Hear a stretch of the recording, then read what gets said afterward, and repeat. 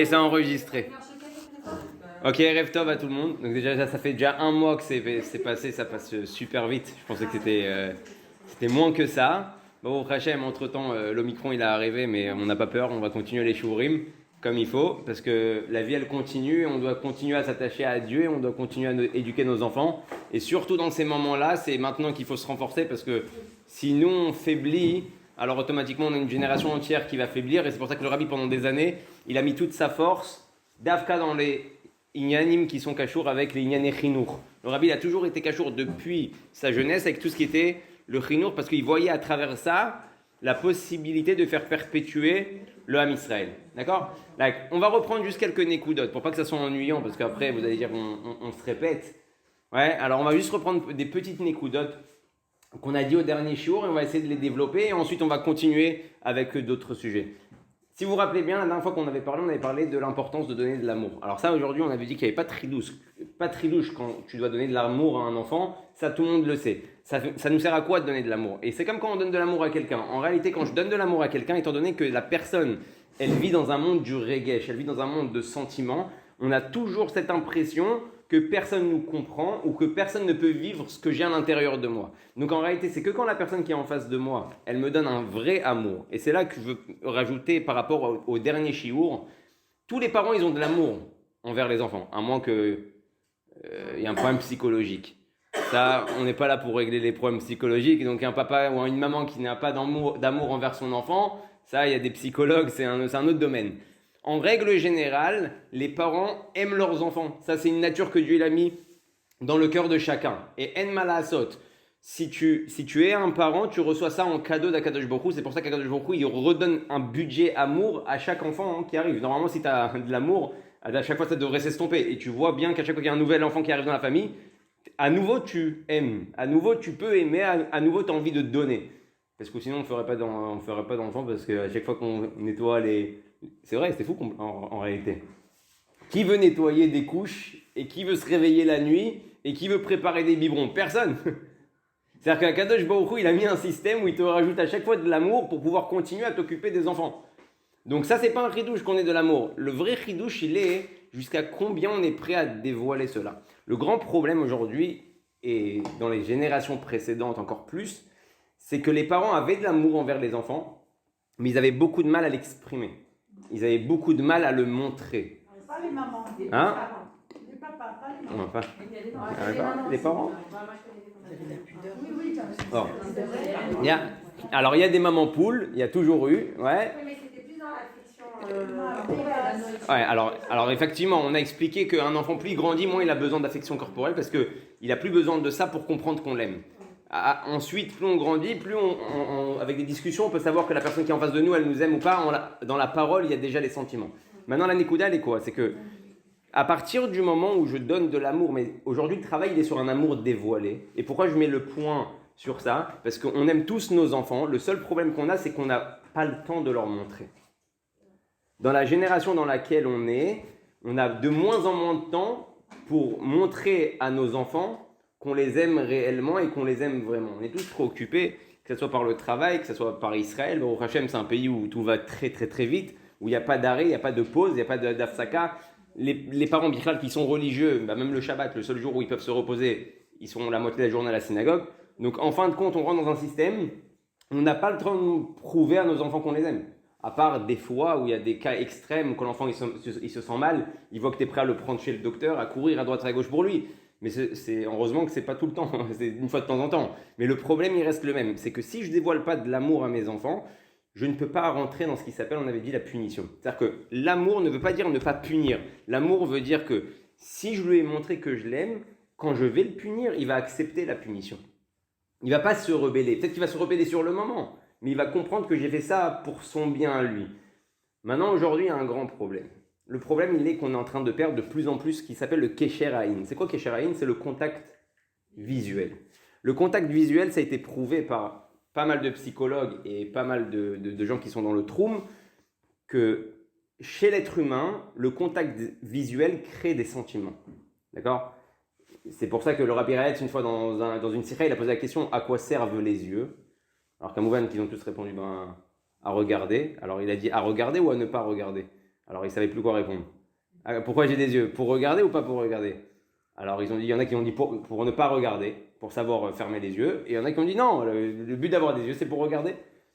Et le Rabbi Eretz, il leur a dit le but d'avoir des yeux c'est pour parler. Alors ils ont dit alors on fait quoi avec la bouche? On se tait. La bouche c'est fait pour se taire, les yeux c'est fait pour parler. Pourquoi il nous a raconté ça le Rabbi Rayatz? En réalité pour nous dire un enseignement. C'est que ce que je peux dire par les yeux est beaucoup plus puissant que n'importe quel mot que je vais dire. Il y a des choses que je ne peux pas exprimer avec ma bouche. Il y a des choses que je peux exprimer qu'avec un regard.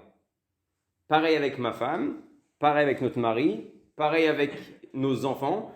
Le regard, il est tellement puissant que l'enfant, il comprend un message que je n'aurais pas pu lui communiquer avec des mots. En tout cas, le regard est beaucoup plus profond que le mot lui-même. Et c'est pour ça qu'en fait, le Rabbi Eretz nous dit, les yeux servent à parler. Aujourd'hui, le problème qu'on a, c'est qu'on perd de plus en plus le contact visuel, à cause de ce contact visuel. Donc, c'est-à-dire qu'on se retrouve dans des situations où un papa et une maman, ils sont dans une maison, ils sont toute la journée sur Instagram et Facebook et WhatsApp et tout le reste, il ne manque pas des applications. Et ça fait que les enfants, ils perdent les hâtes, un contact visuel. Ce contact visuel, aujourd'hui, on ne voit pas les effets secondaires tout de suite. C'est des effets qui s'étalent sur de nombreuses années. Ils perdent de plus en plus un amour et une approche avec les parents qui va lui jouer des tours, en fait, pendant toute sa vie. Parce qu'il perd quelque chose de base qui est super important. D'ailleurs, il faut savoir une chose, c'est que Chas de Shalom, lo aleinu velo ala fechad, quand il y a une famille qui a un enfant autiste, ils doivent apprendre aux parents comment communiquer avec lui à travers les yeux.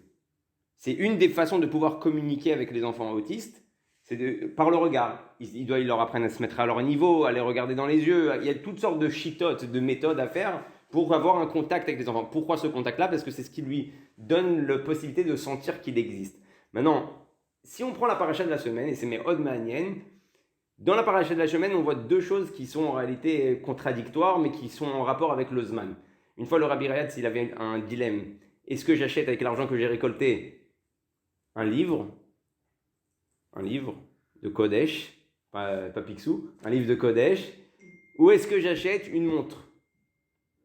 Et il a décidé qu'à la fin, il achète une montre. C'était la mode, et il y avait des belles montres à l'époque. Il est parti acheter une montre.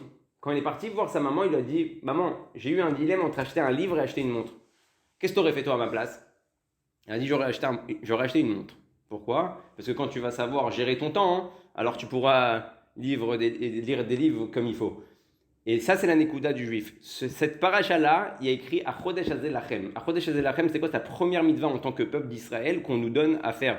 C'est-à-dire que Dieu ne nous a pas dit en première mitzvah en tant que peuple, Brit Mila, mariage, il y a plein de mitzvahs. Pessah, Sukkot, Rosh Hashanah, Kiat Shofar, il ne nous a pas parlé de ça. À Kadosh Baruch Hu, la première mitzvah qu'il nous donne en tant que peuple, c'est Achodesh Hazeh Lachem, sanctifier le Zman.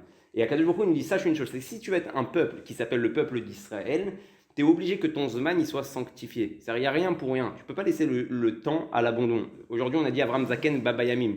C'était quoi la force d'Avram? C'est qu'il n'a pas loupé une minute de sa vie.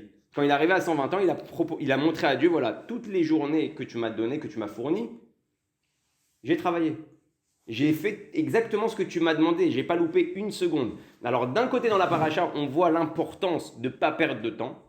D'un autre côté, on voit un truc super bizarre. Dieu nous dit, prenez un agneau, accrochez-le le Yud Nissan, le 10 Nissan, et tranchez-le le 14 Nissan. Pendant 4 jours, il est fourré chez toi, tu ne sais pas pourquoi, et tu as l'impression de perdre du temps. Ok, si Dieu il voulait vraiment en réalité qu'on prenne un agneau et qu'on fasse la shrita au Dieu des Égyptiens, d'ailleurs, il faut comprendre, on lit ça, on ne comprend pas que c'est super grave ce qu'ils ont fait. Imagine-toi que tu es en Arabie Saoudite et que tu fais une pile de Coran. Et tu as des Arabes qui passent devant toi et qui te disent « Qu'est-ce que tu fais ?» Et non, rien, c'est Dieu, il m'a dit « Dans 4 jours, je les brûle. » Logiquement, tu sors pas de là-bas. Ouais, logiquement, il te brûle avant que tu brûles le Coran. Et c'est exactement ce qu'ils font les Bnei Israël. C'est-à-dire qu'ils se retrouvent en Égypte, dans le pays le plus puissant du monde. Ils prennent le Dieu de la nation, ils l'accrochent à leur maison. Les autres, ils passent, ils sont en train de péter un plomb. Ils lui disent « Mais qu'est-ce que vous allez faire ?» On va le couper. Après, tu vas couper. Tu vas couper Dieu. Ouais, je vais couper Dieu. Et Dieu, pourquoi il leur a fait ça, à Israël? Alors, il y a un super vort du Sfat Emet. Le Sfat Emet, c'est le Hadmour de Gour. Il dit comme ça, qu'il y a deux Mashiach. Il y a un Mashiach qui te sort de la galoute, et il y a un Mashiach qui est ton travail à toi, c'est de sortir la galoute à l'intérieur de toi. Donc il y a le Mashiach qui vient te sortir de la galoute vers la Géoula, mais il y a un autre problème, et ce problème-là, il dépend de nous. Et c'est pour ça que Dieu dit, maintenant, je veux que tu fasses une action, je veux que tu prennes cet agneau-là, que tu lui fasses la shrita, que tu fasses Messirut Nefesh, que tu te retrouves devant un goy et que tu dois lui dire, ouais, je vais prendre ton Dieu et je vais lui faire la shrita parce que mon Dieu, il me l'a demandé. Ça, c'est déjà l'étape où tu es en train de faire sortir la galoute qui est à l'intérieur de toi. Et ça, c'est l'étape la plus dure. Pourquoi? Parce qu'on attend tous, c'est comme on avait avec le Corona. Tout le monde attendait, ouais, ma chère, quand tu viens à Nishtana sur la Mirpesset, tout le monde voulait que Dieu il nous libère. Et nous, on a toujours cette tendance-là à vouloir qu'on nous prenne d'un endroit et qu'on nous foute dans un autre endroit. Ouais, on ne veut pas trop se casser la tête. On veut juste demander et qu'on nous prenne à la Géoula. Mais le Rabbi nous explique, et c'est ça ce que le Admour de Gour il nous explique aussi. Il y a un travail qui doit se faire, qu'on doit sortir la galoute qui est à l'intérieur de nous. Et ça, c'est un travail beaucoup plus dur. On a été influencé, on a été assimilé, et aujourd'hui, on est assimilé par un monde d'Occident qui nous a rentré dans la tête qu'on ne peut pas se séparer de ça. Tu as déjà vu quelqu'un qui a perdu son téléphone? Ah, j'en ai vu un. J'en ai vu un. J'ai un client à moi, il est rentré au bureau. Donc il est venu, il s'est assis avec nous une petite heure. Au bout d'un quart d'heure, il sort, il revient, mais en eau. En eau. Comme ça, le t-shirt, une auréole, tout le t-shirt. Et sa femme, elle dit, calmez-le, qu'est-ce qu'il y a? Mais je crois qu'il avait fait un accident, qu'il y a eu un gros problème. Il me dit, j'ai perdu mon téléphone. Je dis, c'est pas grave, qu'est-ce qui se passe? À Kolbessener.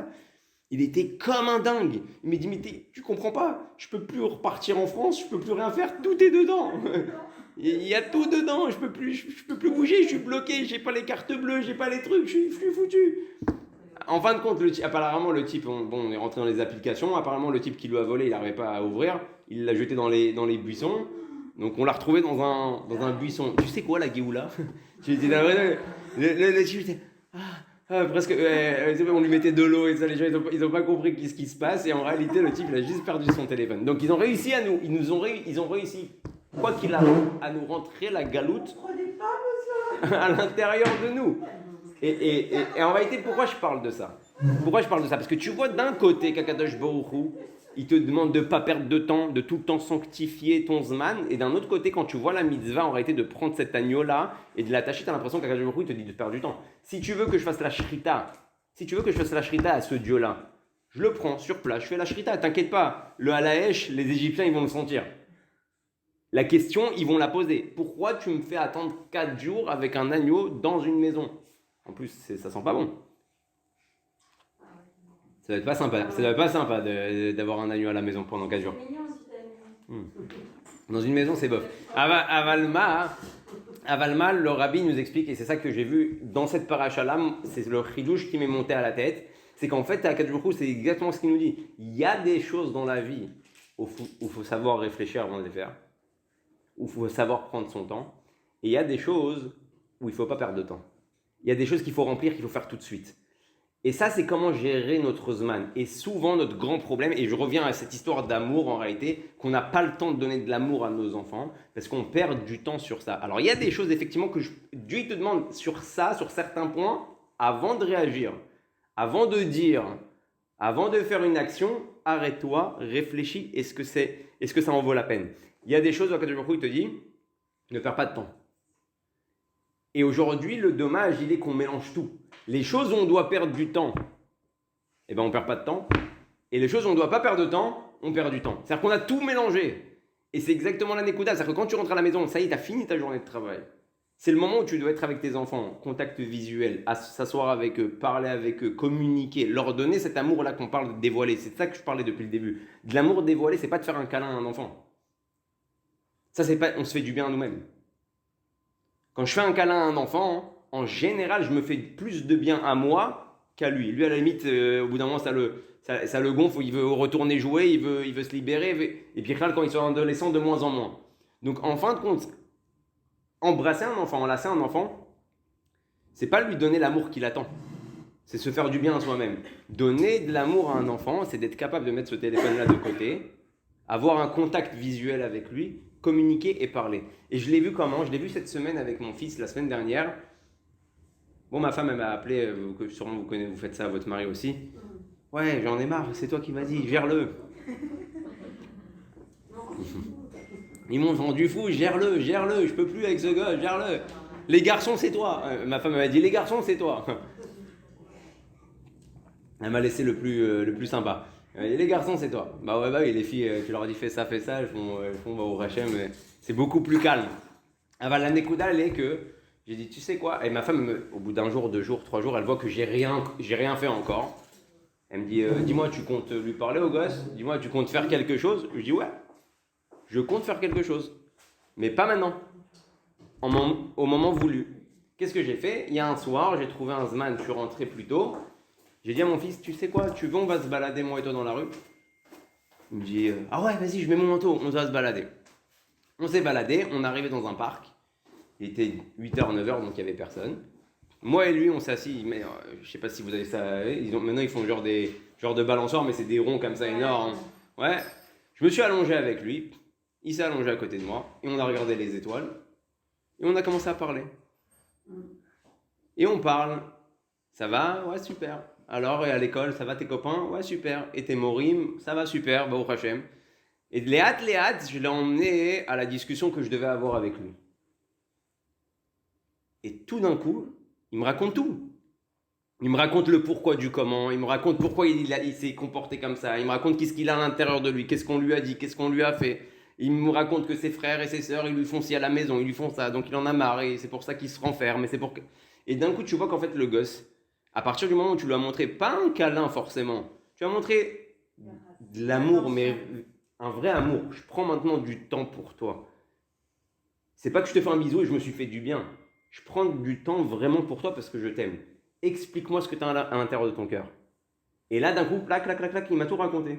J'ai réglé le problème en un parc. Le lendemain, il vient, c'était lui qui m'a dit « Ah, merci papa, merci Isère ». Et le kécher n'est plus le même. À ce moment-là, le kécher entre le papa et le fils n'est plus le même. C'est plus un kécher de « Pourquoi tu fais ça ?» et « Pourquoi tu fais ça ?» et « J'en ai marre, à chaque fois on m'appelle, et ta mère, elle se plaint à chaque fois, et on a ras-le-bol. » En fait, à chaque fois, au lieu de l'élever, c'est ça le grand problème qu'on a, d'ailleurs en français c'est comme ça qu'on dit, élever un enfant, ouais. C'est quoi élever un enfant? Nous on a l'impression que, bah oui, c'est dans le mot. Comment tu l'éduques, comment tu l'élèves, c'est où tu l'emmènes. Et en réalité, des fois dans l'éducation, on les rabaisse plus que ce qu'on les élève. Et on est toujours en train de pointer, et c'était justement le deuxième point qu'on avait parlé le mois dernier. Ouais, la semaine dernière. Le mois dernier, c'était que le but des parents, c'est quoi le vrai but des parents? C'est de dévoiler le bien qu'il y a chez l'enfant. Pourquoi on avait dit ça? Parce que l'enfant n'est pas capable, comme il vit dans le Olam Hatou, il n'est pas capable de voir qu'il a du bien. Lui, il croit qu'il est que négatif.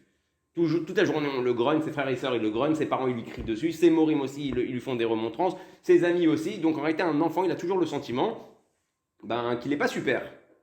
Et pourquoi? Parce qu'il n'est pas assez mature pour voir les bons côtés qu'il y a chez lui. Et c'est pas possible qu'il y ait un enfant qui n'ait pas un bon côté. Il y a des enfants qui sont bons dans leur midot, il y a des enfants qui sont bons en mathématiques, il y a des enfants qui sont bons en physique, il y a des enfants qui sont bons en kodesh, il y a des enfants qui savent bien aider à la maison, il y en a qui ne sont pas intellectuels mais qui sont manuels. Donc c'est à toi de chercher le don que Hachem a mis chez ton enfant et de développer cette nekuda-là. Si tu développes cette nekuda-là, par exemple, il y a un enfant que Bémet, il a un yachas particulier. Dès qu'il voit son frère se faire mal ou sa soeur se faire mal, il va courir, il va chercher, il va faire. Tu vois qu'il a cette mida-là, accentue cette mida-là chez lui. C'est ce qui va le faire vivre. C'est ce qui va lui donner envie de faire d'autres meilleures choses. Et en général, on fait tout le contraire. On est toujours en train de regarder les mauvaises choses qu'ils font. Et c'est pas super parce que ça, ils le savent déjà. Les mauvaises choses, ils le savent déjà. Les bonnes choses, ils le savent pas. Et quand d'un coup, tu vas dire « Waouh, tu dessines bien », tu vas voir qu'en plus, vous allez gagner du chèque. Pendant des semaines, il va faire que dessiner. Ah, tu coloris bien. Il y a ma fille la dernière fois, je lui dis, waouh, tu te dépasses pas. Elle m'a fini au moins 10 cahiers de dessin avec les feutres. Elle met des écrabouilles, elle met des fronces. Et ma femme me dit, ouais, va lui acheter des feutres. Ouais, va lui racheter un autre cahier. Voilà, alors, je me suis plus pris la tête, j'ai acheté une maths P7. J'ai mis à ma femme à l'ordinateur, j'ai dit, voilà, dès que tu veux du calme, tu lui fais des dessins bien compliqués où il y a plein de rosaces et plein de trucs, comme ça, moi, t'es tranquille pendant quelques heures. Mais quoi, c'est-à-dire que j'ai vu de moi-même, je lui ai dit, tu dessines bien, ça y est, la gosse, elle passe tous ses moments de libre dans ça. Et c'est fou en réalité. C'est-à-dire qu'à chaque fois, on est en train de taper sur l'endroit qui fait mal. Lui, il n'a qu'une envie, c'est de faire encore plus schmette. alors que tu aurais pu le mettre dans l'endroit qu'il aime, où il se plaît, et développer cet endroit-là. Ça, c'était le deuxième Nekuda qu'on avait parlé, et la troisième Nekuda qu'on avait commencé à entamer, mais qu'on n'avait pas vraiment fini, c'était l'histoire des Mahmaot. Vous vous rappelez? Les Mahmaot, de faire des compliments à ses enfants, ça c'est super important, ça fait vivre. C'est pas... Tout ce qu'on dit dans l'éducation, c'est valable aussi pour le Shalom Bayit. Ouais, que vous sachiez comme ça, en même temps, vous prenez quelques tipim dans le Shalom Bayit, parce qu'on est tous mariés avec des enfants. Hein? Ah ouais, je vous le dis. Ma femme, elle me dit toujours, elle me dit, j'ai pas 7 enfants, j'ai 8. J'ai 8 à la maison. Hein? Ah. Moi, je réponds pas, je lui dis, t'as raison. Je lui dis, t'as raison, c'est 8. La question, le 8e, il a quel âge, je lui ai dit. Ça, elle n'a pas voulu me répondre. Elle n'a pas voulu me répondre. Il y a beaucoup de choses à faire, mais c'est vrai que nous, les hommes, on grandit moins vite dans notre tête que les femmes. Vous avez deux pas avant nous. Ah, nous, si on pouvait se poser toute la journée et rien faire, on aurait été au top. Une femme, elle peut pas se poser et rien faire. Elle a besoin de faire avancer le monde, de faire avancer les choses. Alors, c'est pour ça qu'à de jouer au pro, ça fait. Hein? C'est pas qu'elle a une nature comme ça. La femme, elle a une nature de vouloir développer les choses. C'est dans sa nature. Là, elle a ce qui s'appelle la bina en elle. Il y a des fois, on n'a plus envie de... Ça, c'est quand on est fatigué. Ouais, alors regardez, maintenant pour revenir à nos moutons. Au niveau des mahmaot, c'est super important de faire des mahmaot à des enfants. Et on a dit le problème aujourd'hui, c'est que quand on fait des mahmaot, en général, on fait des mahmaot pour obtenir quelque chose. Comme on avait dit la dernière fois, si je me rappelle bien, que tu prends des fois ton enfant, il est dans le canapé devant la télé ou devant quelque chose, en train de voir un film ou un dessin animé, et tu vas lui dire « Oh là là, t'as vu comment il est gentil ?» Tu vas dire à ton mari « T'as vu comment il est gentil? T'as vu comment il écoute ?» Ouais, et toi, tu as juste envie de gagner des minutes en plus. Ça, il le sait que ces marmaotes-là, elles valent pas le 2 balles. Il a compris, maman, oh, c'est comme quand tu vois ton enfant qui est assis sur la chaise et qui fait pas de bêtises. Je dis « Regarde, il a pas mis une patte par terre. Regarde, il a pas sali. Oh, comment il a bien mangé. Tu manges bien maintenant, t'as grandi. Pourquoi tu dis ça? Parce que t'as qu'une envie, c'est qu'il continue à bien manger et qu'il te met pas de la sauce tomate partout. Donc ça, il le sent. Et quand il comprend qu'en réalité, tu dis des mahmaot, pas pour lui, tu dis des mahmaot pour toi, tes mahmaot, elles valent pas 2 francs. Pour lui, c'est bidon. Pour lui, t'es en train de te parler à toi-même. Et c'est exactement pareil comme le câlin. Si je fais un câlin juste pour me faire du bien, il le sent ça aussi. Il comprend que derrière, il n'y a pas une vraie affection, il n'y a pas un vrai sentiment de vouloir aider. Maintenant, dans le Inyan des Mahmaot, il y a des fois des gens, ils vont dans un shiur, ils entendent que c'est important de faire des Mahmaot. D'ailleurs, c'est important de faire des Mahmaot aussi à vos maris. Si je vous donne un petit tip, ouais, les maris, souvent, en tout cas qui viennent me voir, ils sont super frustrés parce que ça loupe pas. À chaque fois qu'ils prennent une bonne akhlata d'aider leur femme, ils sont encore plus dégommés qu'auparavant. Alors ça, c'est un truc inexplicable, ça arrive partout, ouais. Ils prennent sur eux, ils sont enthousiastes, ils ont été un shiur de Shalom Bayit, ils disent « Allez, tu sais quoi, je prends sur moi, je vais aider ma femme. » Et je comprends pas, depuis que je l'aide, rien qu'elle me crie dessus encore plus, rien qu'elle s'énerve, pourquoi tu plies comme ça, et c'est pas comme ci, et c'est pas comme ça. Je vous avais raconté l'histoire de la serpillière? Non? Bah, cette histoire, ça lui a coûté très cher à ma femme.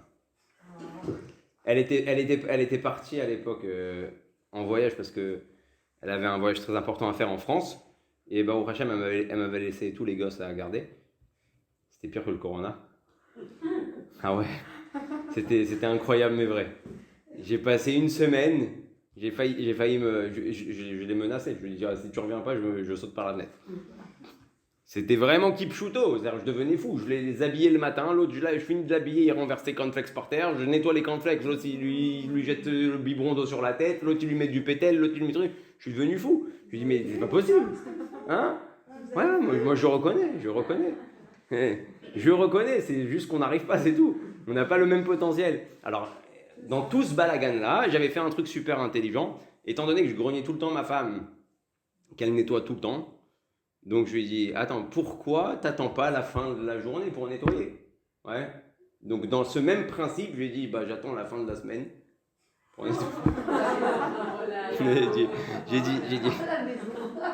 J'ai dit, elle revient en fin de semaine.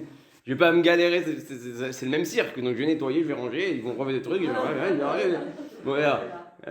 Donc c'est mon principe de vie. Donc j'ai dit bon, au lieu de se casser la tête plusieurs fois, on va se casser la tête une fois. Ça va être plus dur, mais on va le faire. Donc j'étais super content de moi. J'ai dit super, Baruch Hashem, je les ai vus.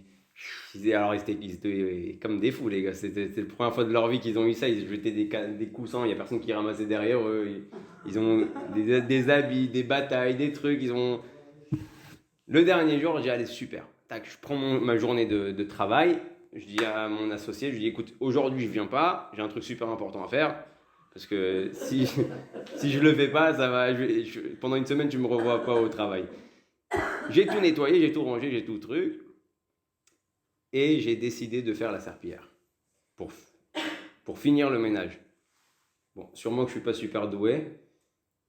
Je suis super content de moi. Je regarde le parterre, ça sent bon. Je dis, je suis un top. Je suis un top. Et là, ça sonne. Et moi, je suis tout mitraguèche. Elle va être contente. Les enfants, ils sont couchés. Tout le monde dort. La maison, elle est propre, nickel. Et j'ouvre la porte. Et elle m'a même pas dit bonjour. Elle a fait comme ça. Elle a fait comme ça. Elle dit, t'as fait quoi par terre? Et moi, je me tourne. Pour moi, c'est parfait. Elle me prend la tête, elle me fait regarde. Elle me fait, tu vois pas là avec la lumière, tu vois pas les traces. Mais t'as fait quelle serpillière, avec quel produit t'as fait ça? Je dis mais dis merci, mais dis bonjour, qu'est-ce qui t'arrive? Non merci chérie, depuis ce jour-là, ça lui a coûté cher, c'est pour ça que je dis ça a coûté cher. J'ai plus jamais touché à une serpillière à la maison. C'est elle qui veut plus. C'est pas moi, c'est elle qui veut plus. Donc elle sait. Bon, ok, c'est son choix, il n'y a pas de problème. En tout cas, pourquoi je dis ça? Parce que souvent, dans les marmarot, tu vois que ton enfant, il fait un effort. Tu vois que ton mari fait un effort. C'est nul. Il sait pas plier le linge. Il fait pas ce que tu veux, et peut-être même qu'il te fait 2 fois le travail. Tu aurais préféré le linge pas plié que de le redéplier et de le replier. Je comprends, ouais, je comprends. Mais à partir du moment où tu vas lui donner une mahma'a, au moment où tu vas le remplir de mahma'a, tu n'as plus besoin de lui parler. Tu te mets à côté de lui, tu refais, tu plies, il voit, il comprend, à moins qu'il est vraiment demeuré. Mais normalement, s'il est assez un petit peu intelligent, il voit comment tu plies, il comprend qu'il ne plie pas comme il faut. S'il voit les t-shirts qui ne sont pas pliés de la même manière et qu'il voit que ça n'a pas la même taille et qu'il voit qu'il y a un problème dans la pile, logiquement, il doit faire un calcul 1 plus 1. Bon, ok, elle ne veut pas que je plie comme ça. Il va le faire tout seul. Et c'est pareil pour un enfant en réalité. C'est exactement la même chose. Et en général, on a cette erreur-là, qu'on veut faire une mahma, mais comme on n'est pas satisfait, on n'est pas capable de faire cette mahma-là. Et il est là le problème, pareil avec les enfants. Des fois, on veut faire un compliment, mais comme je ne suis pas satisfait, ce n'est pas mes attentes à moi. Mais personne ne t'a demandé tes attentes personnelles. On t'a demandé d'aider l'autre, on t'a demandé de lui donner de l'énergie, de vouloir faire encore. Et si à ce moment-là, tu dis « Ah, c'est nul, ah, je peux pas, ah, je veux pas », ton enfant, comme ton mari, il n'a plus aucune envie de continuer. Mais pourquoi quand quelqu'un fait... Oula, toi, t'as l'air très énervé. Quand un homme il fait quelque chose, il faut toujours lui répéter « Ah, qu'est-ce que c'est bien fait? Ah, qu'est-ce que c'est bien fait ?» Mais qui c'est qui nous dit à nous que c'est bien fait? Non, ça, je le fais au cours des hommes aussi. Ça, je le fais au cours des hommes aussi. Un homme qui fait quelque chose, on dirait qu'il a fait le summum. Mais moi, quand je plie le linge, je le plie très bien. Personne ne vient me voir à moi pour me dire j'ai bien plié le linge.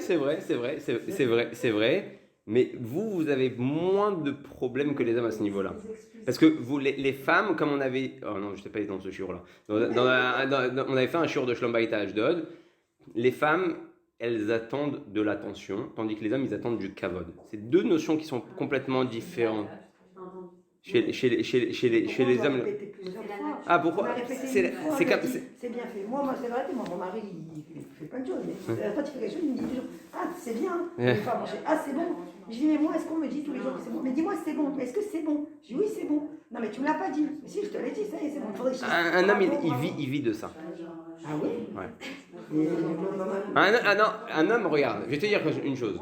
Un homme, c'est ce qu'il fait. De la même manière qu'une femme, des fois l'homme, par exemple, c'est exactement le contraire avec un homme.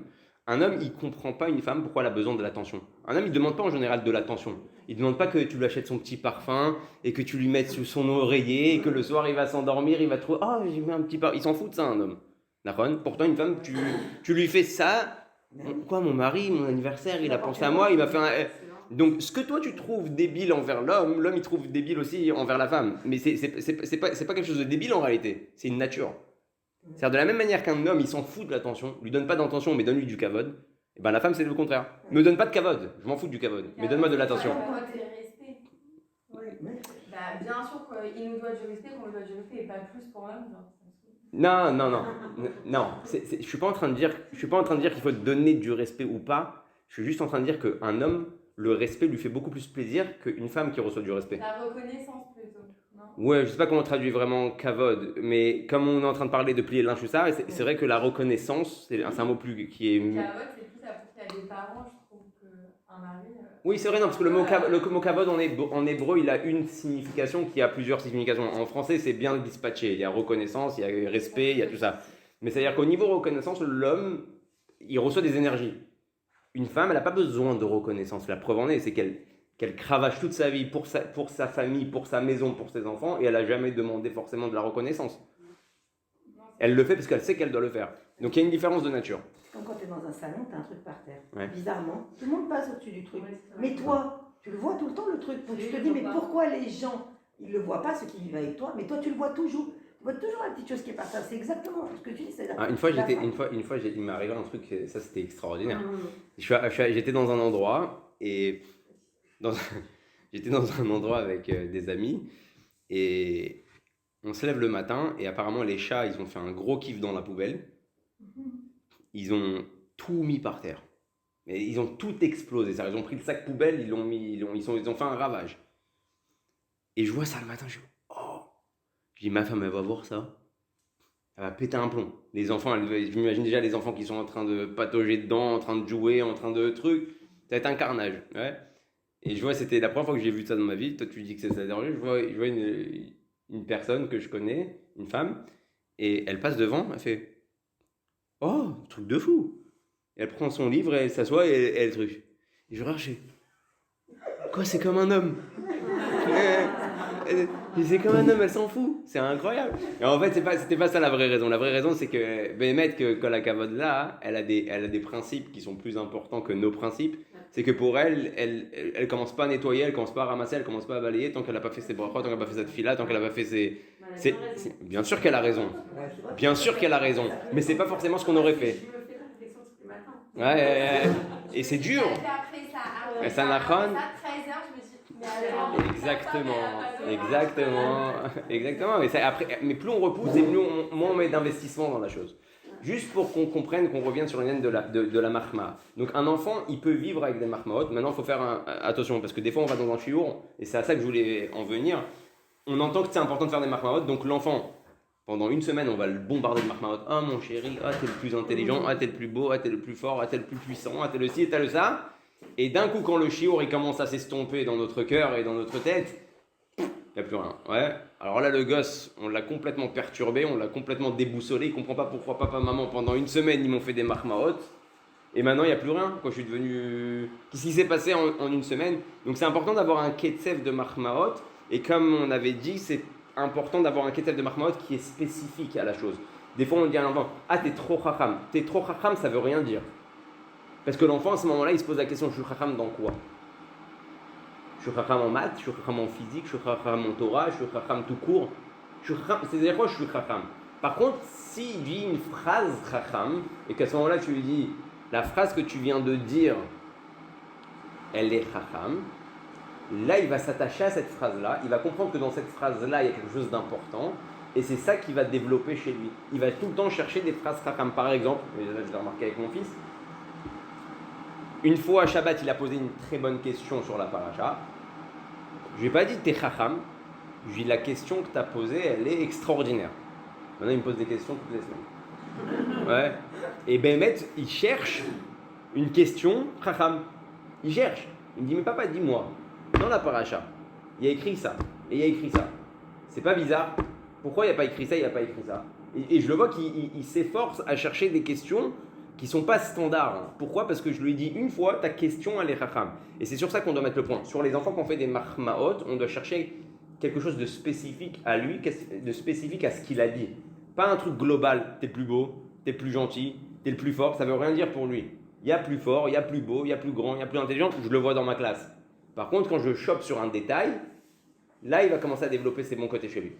Tout ça, c'est ce qu'on avait expliqué. En gros, on a un petit peu développé par rapport à la dernière fois. Et maintenant, je rentre dans la quatrième étape du shiur, c'est le inyan des remontrances. Okay, maintenant qu'on a parlé des mahmaot, il faut parler des remontrances. Ouais. Les remontrances, elles sont obligatoires dans la Torah. Il y a écrit avant ça, il y a écrit Al tisnet achicha bilvavecha. Tu ne peux pas laisser quelqu'un dans l'erreur. Et encore moins ton mari, et encore moins tes enfants. C'est-à-dire que tu as la mitzvah, tu as la mission que la personne arrête d'être induite en erreur. Pourquoi? Parce que le contraire de la Havat Israël, c'est quoi? Chacun fait sa life. Il a qu'à se prendre un mur. Tant pis pour lui. Quelqu'un qui fait une avéra, que je sais que c'est une avéra, que je sais que c'est pas bien, je sais que ça va lui emmener des problèmes. Si je suis pas capable de lui dire que ce qu'il est en train de faire, c'est assourd, c'est pas bien, alors bien sûr, il y a une manière de faire les choses, mais ça montre que je m'en fous en fait. Bon, il va se manger un mur, elle va se manger un mur, elle va comprendre que ce que je te dis. Donc tu as un manque d'Avat Israël, donc tu as le devoir de faire une remontrance. Maintenant, pour comprendre comment faire une remontrance, il faut remonter à la paracha de la semaine dernière. On voit un truc extraordinaire. Tout le monde connaît l'histoire du bâton d'Aaron et du bâton de Moshe. Quand ils se retrouvent devant Paro, ils jettent le bâton, ça devient un nachash, et ils bouffent les deux autres nachash. Et Paro, il se dit, ah, ils sont balèzes ceux-là, mais ça reste pour moi des sorciers, d'accord? Ils ont juste réussi à manger nos bâtons, mais c'est pour nous, on a refait la même chose. Maintenant, là-bas, le rabbi donne une expression et il donne une explication sur chaque détail de l'histoire qui est extraordinaire. Il dit, vous savez, c'était le bâton de qui là-bas qui a été mis par terre? C'est pas le bâton de Moshe, c'est le bâton d'Aaron. Ce serpent-là, c'est pas le bâton de Moshe, c'est le serpent d'Aaron qui s'est battu contre les autres serpents. Le rabbi ramène un autre détail. Il dit, il écrit quoi? Vaïvla maté Aaron et matotam. Le bâton d'Aaron a avalé les autres bâtons. Donc, si je suis médaillé dans les mots, c'est comme ça qu'il est écrit dans la Masechet Shabbat, dans le traité Shabbat. Rachid explique c'est quoi? Le bâton d'Aaron, il a avalé les autres bâtons. Le miracle, il n'est pas qu'il les a avalés quand il était serpent. Il les a avalés quand il était bâton. C'est-à-dire que le serpent d'Aaron, il est redevenu bâton. Et c'est à ce moment-là qu'il a avalé les deux autres serpents. En bouche. Ouais. Ah, en bâton, ouais. Maintenant, la Nekuda, elle est quoi? Que le Maharsha, il rajoute, toute chose dans la vie, il y a une nature, ouais. Si un serpent ou si un bâton, il avale un autre bâton, il est censé gonfler, il y a un truc qui se passe, ouais. Il y en a qui font croire que ceux qui mangent Shabbat, ça ne fait pas grossir, bon ça c'est encore un autre truc. Mais logiquement, dans la vie, il y a un truc comme une femme qui est enceinte, il y a un corps en plus, il y a deux corps en plus, elle a des jumeaux, donc automatiquement, on va le voir, ouais, à un moment... Hein? Ouais, aussi, pareil. Mais c'est-à-dire que les choses qui sont dans la nature, elles sont passées dans la nature. Un des miracles était que quand il a mangé le bâton, il est resté la même épaisseur qu'au début. Comme s'ils ont été avalés et comme s'ils sont inexistants. Et le rabbi dit, de là on apprend en réalité toutes les conditions qu'il faut pour faire une remontrance. D'abord, il te dit, regarde qui c'est qui a jeté le bâton. C'est pas Moshe. Celui qui a jeté le bâton, c'est Aaron. Aaron, on dit quoi sur lui? Oev Shalom. Ouais. Oev et Tabriot. Ou Mekarvan et la Torah. Tout le sémel d'Aaron, d'ailleurs, il est écrit que sur le deuil d'Aaron, il était plus long que le deuil de Moshe, parce qu'il a tellement fait le shalom entre les gens, que quand il est parti, le peuple il était vraiment touché par ça. Aaron, il a été mêlé à tous les shalom baït, il a été mêlé à tous les problèmes entre les personnes, à toutes les discordes. Pourquoi? Parce qu'il avait un vrai amour. C'est que quelqu'un qui a un vrai amour qui peut faire le shalom entre deux personnes. Et donc, Aaron, tout son inyan, c'est Léov et Tabriot. Alors le rabbi, il y a un diouk dans une sira qui dit pourquoi il écrit et Tabriot? Aaron il aime les créatures. Tu aurais dû Aaron il aime les juifs.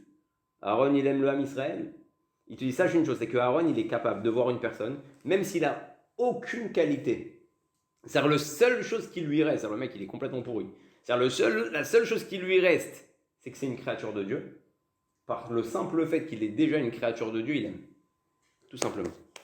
Pas, il n'aime pas parce qu'il est intelligent, il n'aime pas parce qu'il pense comme lui, il n'aime pas parce qu'il a les mêmes midotes que lui, il n'aime pas parce qu'il y a une raison, il aime parce que même s'il arrive au dernier niveau, que c'est juste une créature de Dieu, pour cette simple raison, il aime. Donc à Kadosh Baruch Hu, il te dit sache une chose, avant que tu fais une remontrance, vérifie combien d'amour tu as.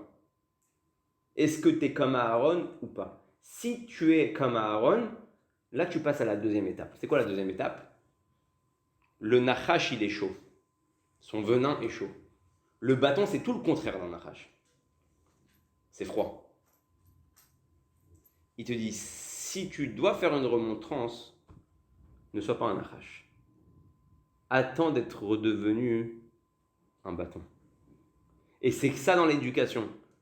À 98% du temps, on crie, on s'énerve, on éduque comme des serpents et non pas comme des bâtons.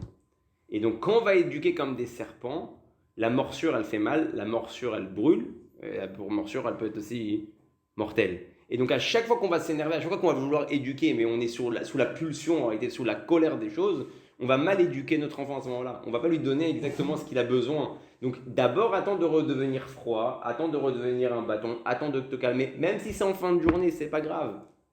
Si elle t'a énervé, ton enfant il t'a énervé le matin, en fin de journée, tu vas le voir, tu dis viens, je vais te parler. Maintenant, t'es calme. Et je vous promets, faites l'expérience. Ça me l'a fait 100 fois. Les phrases et les mots que j'ai dit en fin de journée ou en fin de semaine, parce que des fois j'attends une semaine. La chose que je dois parler, j'attends. C'est pas les mêmes mots que j'allais dire au moment où j'allais parler. C'est prendre du recul. C'est prendre exactement du recul. Et d'un coup, il y a des mots que tu enlèves et il y a des mots aussi que tu rajoutes. Il y a des mots qui étaient trop durs. Parce que des fois, c'est comme Marchemam, les Palestiniens, à chaque fois ils disent ouais, c'est dit proportionné. Nous on jette un Kassam et toi tu viens avec un F16. Ouais. Et des fois, c'est exactement ce qu'on fait avec nos enfants. En fin de compte, il a jeté un petit Kassam. Ouais. Toi tu viens avec un F16 et tu le bombardes. Tu le massacres. Pourquoi? Parce que tu es comme un serpent à ce moment-là. Donc si tu avais pris le temps de revenir un bâton, tu l'aurais frappé. Ouais. Tu l'aurais même peut-être avalé. Parce qu'il y a un moment où il faut savoir aussi avaler l'autre. Il faut savoir lui montrer que c'est pas lui qui décide, c'est pas lui qui dirige, c'est pas comme ça que ça marche. Mais d'un autre côté, il a besoin de savoir que c'est un bâton et non pas un nachash. Donc ça, c'est les deux premières conditions. Première condition, c'est que tu sois comme Aaron, que tu aies vraiment de l'amour. Deuxième chose, c'est que tu es redescendu pour pouvoir faire ta remontrance. Ce qu'on est en train de dire, c'est super valable pour l'éducation des enfants, mais c'est super valable aussi pour la vie de tous les jours. Ok? Et l'enfant, il va oublier si on attend jusqu'à la fin de la semaine pour le faire rappeler comme quoi il a fait cette bêtise-là. Il va oublier, il va continuer à faire ça dépend de toi déjà. Une semaine, c'est quand tu es vraiment énervé. Mais ça dépend de plein de critères, mais l'enfant, il n'oublie pas. L'enfant, il n'oublie pas parce qu'encore une fois, si on a eu un kécheraïn, on a eu un contact visuel, l'enfant, il sait qu'il a fait une bêtise. Il a compris qu'il a fait une bêtise. Il ne sait pas quand ça va lui tomber dessus, mais il comprend qu'il y a un moment ou un autre, il va se faire choper. Donc c'est pour ça que si vous faites attention, les enfants, ils sont toujours en train de regarder avant de faire quelque chose, ou après avoir fait quelque chose, ils sont toujours en train de regarder, il est où le matzav, ouais, parce qu'ils savent que ce contact visuel, et d'ailleurs c'est ce qu'on a dit au début du shiur, dans les yeux, dans la parole par les yeux, il y a tout. Il n'a pas besoin que tu cries, il n'a pas besoin que tu lui dises. À partir du moment où il a croisé ton regard et il sent que ça y est, ça va péter, il a compris qu'il a fait une bêtise. Il faut qu'il déjà, il a déjà la parade. Oui, c'est pas moi, c'est lui, il m'a tapé. Ouais, j'en ai marre, à chaque fois il me pousse, ouais, à chaque fois il me tape. Il a déjà toutes les parades parce qu'il a compris dans tes yeux qu'il va avoir un problème. Donc l'enfant, il sait, même si tu prends 2 jours, 3 jours, 4 jours, au bout d'une semaine, bon ben, au moins tu l'as pas attaqué comme un truc. Peut-être que c'est vrai qu'il y a moins d'effet sur le coup, mais sur le long terme, c'est sûr que ça a mieux marché. Maintenant, la troisième chose, c'est quoi? Vaïvla. C'est quoi Vaïvla? Il faut faire attention de ne pas grossir. Des fois, hein, ça c'est plutôt entre mari et femme plus qu'avec les enfants, parce qu'en général, quand on fait des remontrances à ses enfants, on ne se sent pas grossir de ça. Mais souvent, dans une discussion, quand on va arriver à des remontrances, on a un certain sentiment que, en fin de compte, on a raison. Et c'est ça que le rabbi te dit. Quand tu fais des remontrances à quelqu'un, quand tu fais des remontrances à ton prochain, tu ne dois pas avoir ce sentiment-là que tu as raison. Tu ne dois pas avoir ce sentiment-là que, en fait, voilà, t'as vu, je lui ai c'est quand je lui ai répondu, je lui ai dit, il ne savait plus quoi dire. Qu'est-ce que ça veut dire? C'est-à-dire que quand tu l'as avalé, quand tu l'as piqué, quand tu l'as mordu, tu n'avais qu'une envie, c'était de montrer que tu as raison, de montrer que c'est toi qui vois Nachon. Donc il dit, ça aussi c'est une chose, c'est un détail qu'il faut faire super attention. Et c'est pareil dans un couple, des fois, hein, tu t'es mitvakar, tu prends en témoin ton beau-frère ou ta belle-sœur et tu dis, c'est vrai ou pas, à chaque fois elle fait ça, c'est vrai ou pas, à chaque fois il fait ça, c'est vrai ou pas, pourquoi tu fais ça? Parce que tu as besoin de sentir après le victoire que tu as grossi, que tu es au-dessus de lui, que c'est toi qui as raison. Et tu prends un témoignage.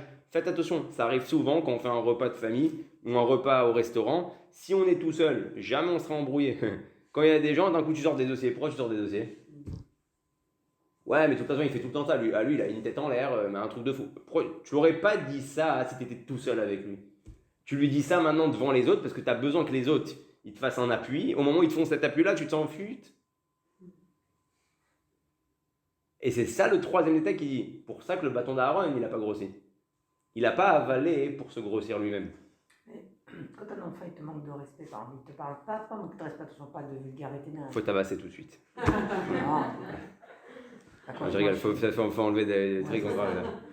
Non, ce que je veux dire, c'est que tu ne peux pas attendre des fois 3-4 jours. Je veux dire, si les enfants aujourd'hui. Non, pas besoin. C'est à toi de faire un travail pour pas attendre 3-4 jours. Le travail il dépend de toi. Tu n'es pas obligé de mettre 3-4 jours pour arrêter ta colère. Mais les enfants qui viennent, on a tous fait là, il y a une brèche ici en Israël qui est très fine, où les enfants ils rentrent dans ça. Il y a des choses qu'ils n'auraient jamais fait si on était c'est vrai. un pays d'origine. Donc si dès le début ils te répondent. Non, alors attention 2 secondes, justement. À 11 ans, elle me répond, mais tu comprends pas ce que je dis, mais tu comprends rien, mais t'as que 11 ans. Moi, j'ai jamais dit ça. Alors regarde, je vais te dire une chose. Il y a une yann qui est très important, le Rambam il en parle, c'est Mamash une Nekoda que le Rambam il parle, il dit 2 secondes. Tu me dis que la pire des midas c'est de s'énerver. La pire des midas c'est de s'énerver. Dans toutes les midotes, le Rambam il dit il faut le juste milieu. C'est-à-dire faut pas être ni kamtsa, ni radin, ni pazran, ni trop jeter l'argent en l'air. Il faut être toujours dans le jvil, ce qu'ils appellent le jvil azav, le chemin en or, le milieu. Il y a une mida où le Rambam il dit là-bas il n'y a pas ni droite ni gauche. Tu dois t'en éloigner le plus à l'extrême possible, c'est la colère. Alors là-bas il y a une question qui se pose. Quand tu éduques les enfants, si l'enfant tu dis mon chéri, c'est pas bien de faire ça, hein, tu sais, il va pas te prendre au sérieux.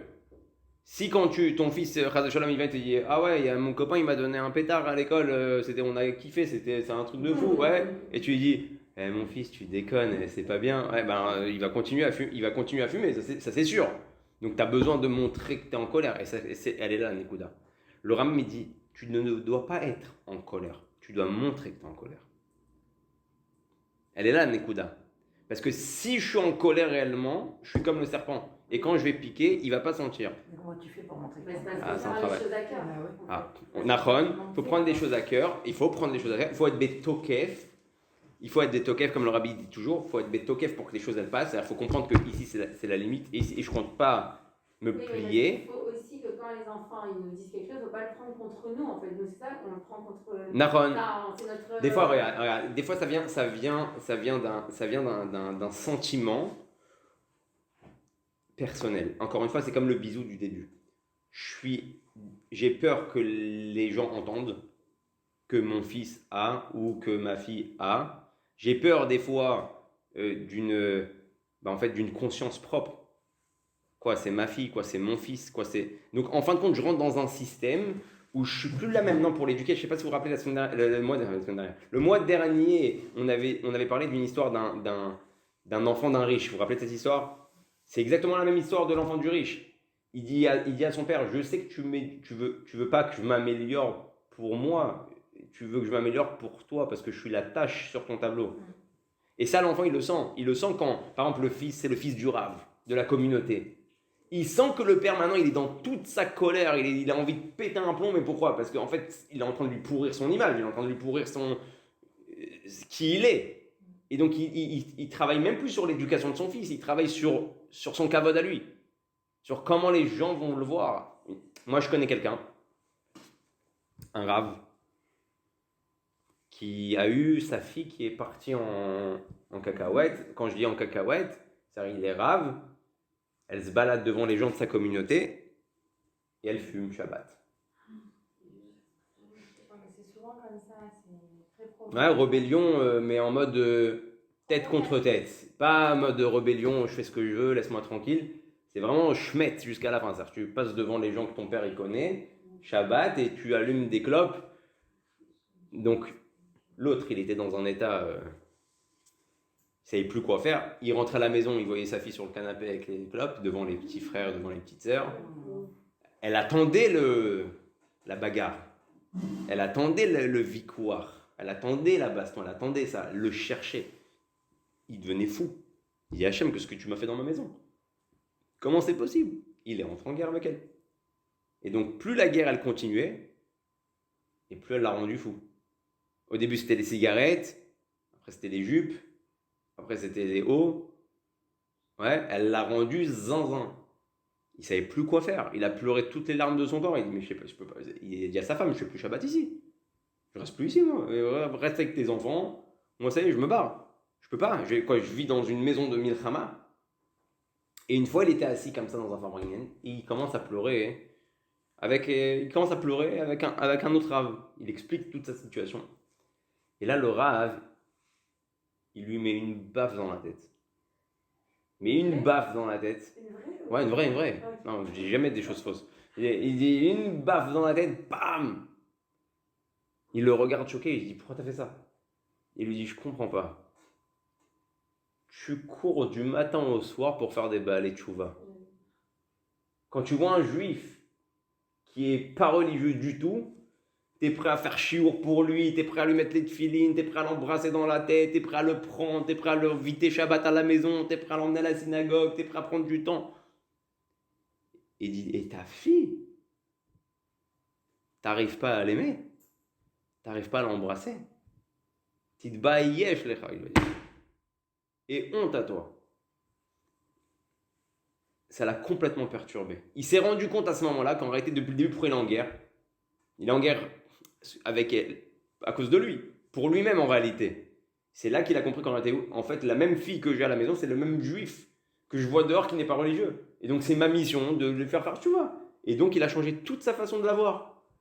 Il a dit à partir de maintenant, c'est ma fille, c'est une juive, c'est une Neshama qui est en train de se perdre, j'ai une mission de la faire revenir. Et là, toute sa manière de procéder, elle a changé. Donc pourquoi on parle de ça par rapport à vos questions? Souvent, des fois, on procède, mais on procède pour nous-mêmes. Et toute la Nékoda, c'est de savoir s'arrêter et de savoir est-ce que je fais les choses béhémeth ou c'est parce que des fois, on passe sur des principes que moi, j'aurais pas fait envers mes parents. Donc en réalité, pourquoi je m'énerve? C'est pas parce que je suis vraiment convaincu de la chose ou parce que c'est une éducation que je veux donner. C'est des fois, de la même manière que moi, j'ai pas fait ça à mon père.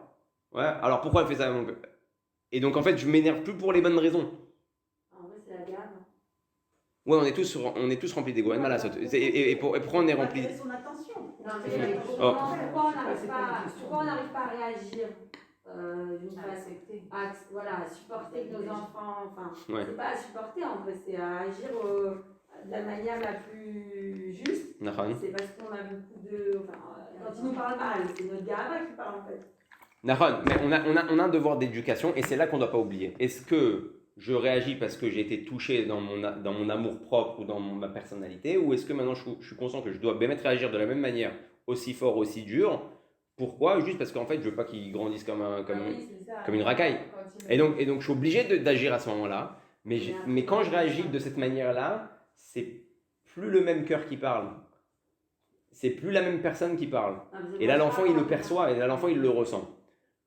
Ah oui, moi, quand elle crie Émilie, genre, je l'engueule pas parce qu'elle m'a fait honte, je l'engueule parce que je veux pas qu'elle crie sur un adulte. Oui, Alors justement, par rapport à ça, il y a une écoute aussi qu'il faut faire très attention. Vous êtes en train de la relever sans faire attention. C'est que quand il y a quelque chose qui se passe, il ne faut pas faire de tout un essai. C'est-à-dire quoi de tout un essai? Souvent, les parents, ils font un blocage sur une situation qui s'est passée, alors que des fois, on peut en parler, on peut clôturer le dossier et avancer. Des fois, on fait une fixation sur quelque chose qui s'est passé, sur l'enfant. Par exemple, Stam, le Moré, il a appelé les parents pour dire oui, votre fils, il s'est battu à l'école. Ok? Hein? On va parler d'école en Israël. Alors l'école en Israël, je pense que c'est vraiment un truc. Oui, mais c'est la situation. Donc on peut rien faire. C'est Zamatzam. Donc t'as l'enfant, le Moré, il t'appelle. Oui, ton fils, il s'est battu. Tout. Ok. La maman, elle vient déjà, elle passe une. Les Israéliens qui se battent et tout ça, mais ils ont pas. Ok, maintenant je rentre pas. C'est un fait. Maintenant, je veux pas savoir ce qui se passe ailleurs. Maintenant, on m'appelle chez moi, on me dit que mon fils il s'est battu, avec toutes les bonnes excuses qu'il y a derrière. C'est pas moi qui a commencé, c'est lui qui a commencé. Il m'a insulté, il m'a fait là. Maintenant, je parle de l'étape d'après. Il y a la maman déjà, elle reçoit le coup de téléphone, elle est super énervée, elle passe déjà une belle couche à l'enfant. Ouais. Le papa il rentre le soir à la maison, viens à la table, viens. Il repasse une autre couche à l'enfant. Ouais. Et après, tu as la femme qui remet une autre couche parce qu'elle voit le papa qui est en train d'engueuler, qui dit ah ouais, il y a des trucs et on a marre, et qu'est-ce que tu vas faire, qu'est-ce que tu vas devenir, vers rouler. Et tu as fait d'un essai qui était un truc super simple à régler, tu as fait de ça un truc monstrueux. L'enfant, tu l'as frustré complètement. Tu as rendu une petite erreur, un truc grave. Ça que des enfants, ils se battent, ça a toujours existé et ça existera toujours. Mais c'est peut-être le Moré qui a rendu ça grave. Nachon. Alors, pas les parents. Alors, faut pas tomber dans le piège non plus.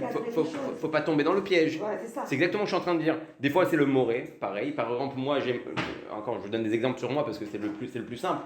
Le Moré, moi, à mon regard, il a fait quelque chose super pas pédagogique.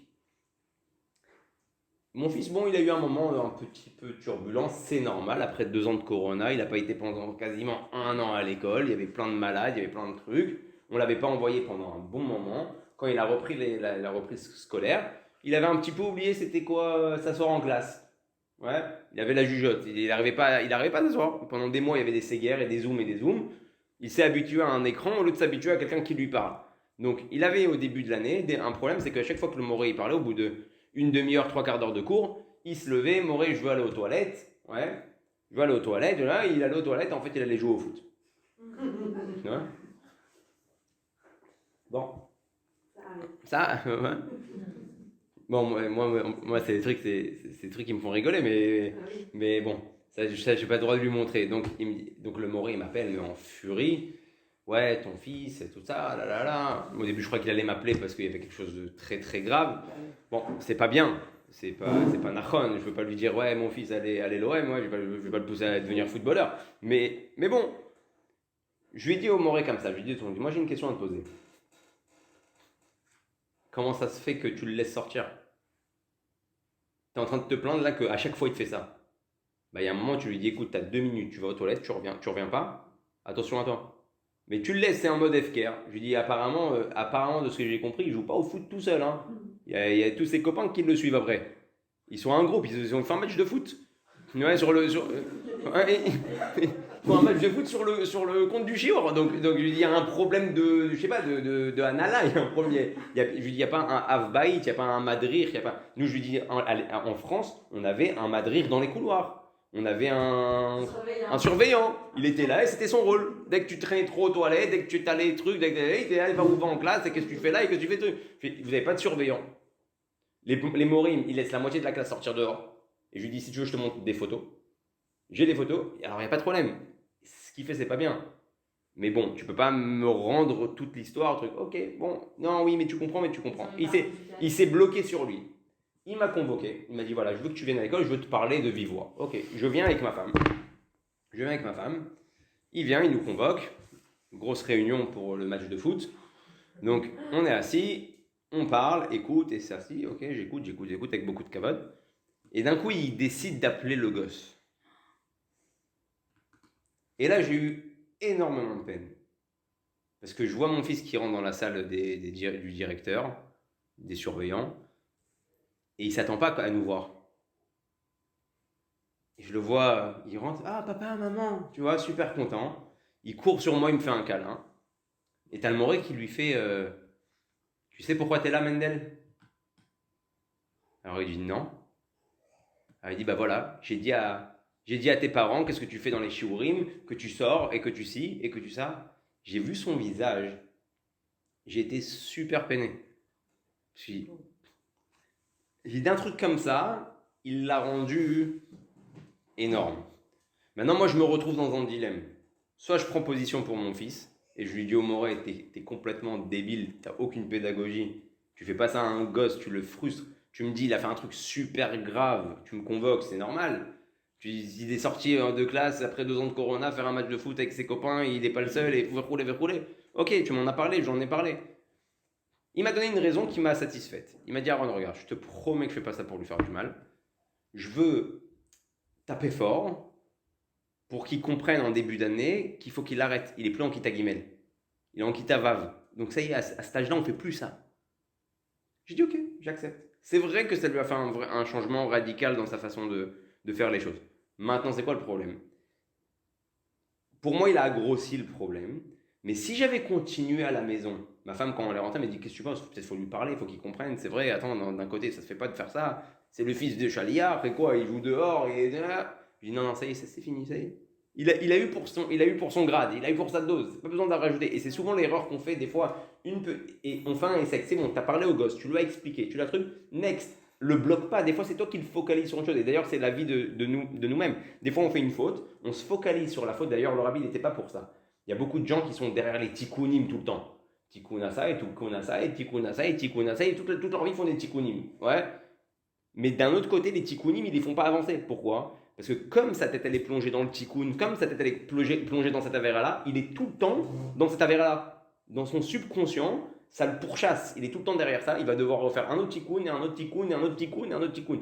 Le rabbi a souvent des chassidim, il leur a dit avance, simcha, t'avances. Quand tu vas avancer, mais la chose elle va être oubliée. Et des fois, on se fait des blocages sur une certaine faute.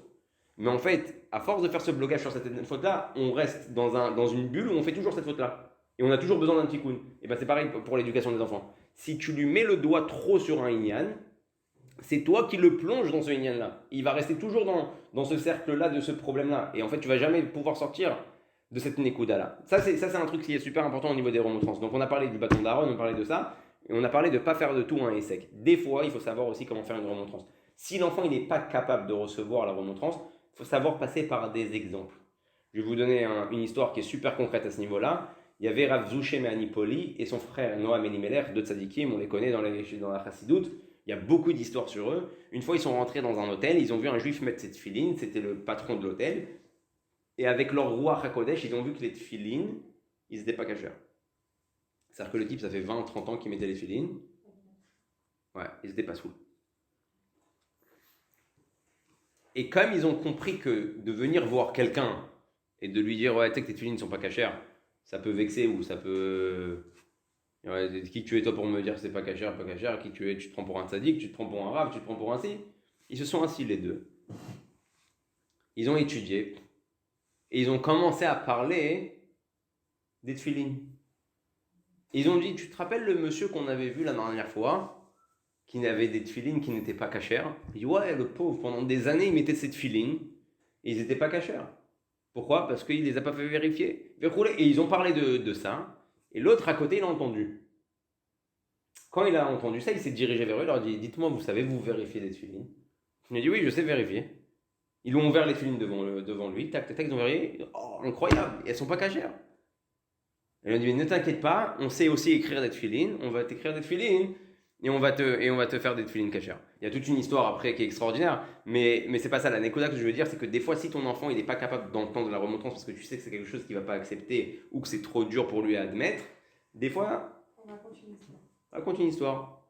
Tu t'assois avec ton mari, tu dis, t'as vu à ce qui paraît dans l'école là-bas, il y a à chaque fois des bagarres. Ça, c'est une catastrophe ces enfants là-bas. Ils n'ont pas d'éducation. C'est quoi? C'est pas des bons juifs, c'est pas des bons chassidim, c'est pas des tzadikim. C'est quoi ça? Depuis quand on lève la main sur un autre juif? Mais c'est fou en Israël, c'est n'importe quoi. Et l'enfant, il entend ça. Quand il sait qu'il est concerné par ça, il va faire son cheshbon nefesh. Il va comprendre que si ça arrive à tes oreilles qui fait la même chose, il va avoir un problème.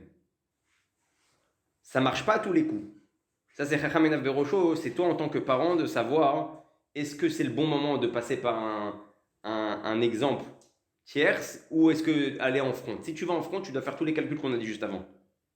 Est-ce que tu es le bâton d'Aaron? Est-ce que tu l'aimes vraiment? Est-ce que tu n'essayes pas d'avoir une victoire ou de gagner un victoire? Ça, c'est tous les calculs que tu dois faire. Ça, c'est par rapport à l'union de la remontrance. Maintenant, je vais devenir en retard. J'avais promis de parler de Yujvat.